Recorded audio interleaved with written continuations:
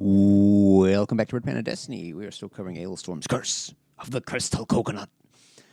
Today we are covering Wooden Leg, Part 2, The Woodening. As the name suggests, this is a sequel to a previous song, Wooden Leg, off of an older album that I'm going to find, Sunset on the Golden Age, way back in 2014. Quite a short song, the original, compared to the new 8-minute sequel. But I thought I would listen to both since it is a sequel. The original Wooden Leg is a very fast, quite ridiculous song about losing one's limbs. Let's have a little listen.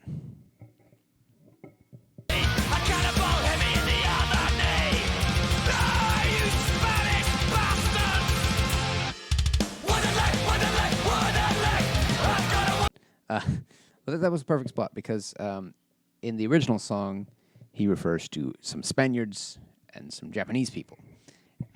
And of course, in the sequel, he goes to kill the Japanese person and the Spanish person responsible for the loss of his limbs. So it's actually got a story. Isn't that fun? I did read that this was them trying to kind of go in a progressive route, or at least spoof something progressive, which I suppose they do when they make an 8-minute song. But there's some nice flourishes in it. I will say I kind of like the lyrics of both the original and the new one. Just the whole wooden leg, I've got a wooden leg sort of thing they've got going on is very entertaining. But I suppose we should have a sample of the sequel, as it were. Don't know what sort of thing we're going to hear. Sail to far off Japan to murder the bastard who took away both of my hands. So you can see it's kind of Sabaton sounding, but still kind of telling a story. I imagine it's what it would sound like if they went deep into doing a concept album, though I think that would be a mistake, personally. I like the short, ridiculous songs of this album. I think that's what Alestorm are best at. But various positives, just the instrumentation I like. They go into a little bit of an 8-bit interlude, which is always entertaining. I'm not sure what they do in the 8-bit version. It just continues to be an 8-bit version. It'd be funny if they went into a normal Alestorm version. They've got some cool synthesizers they use throughout, which I really like. And then they have some guest artists.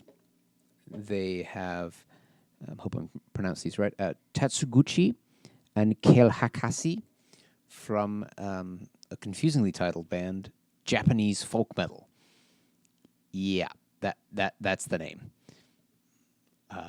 As you can guess, they are a Japanese band that sing folk metal. Yeah. So they kind of represent the Japanese characters of the song. And then a Argentinian named Fernando Rey fills in for the Spaniards. Apparently, he hosts a metal podcast, a power metal podcast, to be specific. Though when I googled Fernando Rey, an old filmmaker came up, so he's not the most famous Fernando Rey, it seems. But I definitely liked it. Overall, a nice little break from the rest of the album. You can kind of sit back and enjoy. It's definitely a song you need to sit down and listen to. It's kind of hard to listen to, like, doing something else, unlike the rest of the songs, where the song just kind of comes through because the whole song is interesting at every little point, where this song is interesting as a whole entity, which I guess means they succeeded at the prequelness of it. And I want to give a progressiveness of it. I want to give a positive just for it being a sequel. I like the idea of sequels. The best thing you can do, though, is the Rush approach, which is release part 3, and then part 2, and then part 1, and then part 4.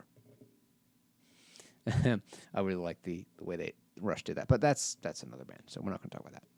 But this is the second to last track. So next week will be the last song of the full album, though there are some bonus tracks, Big Ship, Little Ship, and Baseline Junkie, that I will be reviewing as well. My mic stand has just collapsed. We get finishing without the mic stand.